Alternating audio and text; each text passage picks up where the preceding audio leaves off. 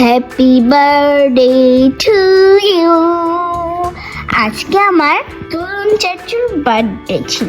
ফার্স্টেই একটি কেক ছিল এত কিউট, ওটার উপরে চারটে আমার ফেভারিট ফল স্ট্রবেরি, শুধু স্ট্রবেরি, কিন্তু চারটা ছিল। আমার চাচুর হ্যাপি বার্থডে বলছিল সবাই, আঙ্কেল আন্টি, আমি, আমার মা, সবাই বলছিল হ্যাপি বার্থডে। আমার তরুণ চাচু তো অনেক খুশি হয়েছিল।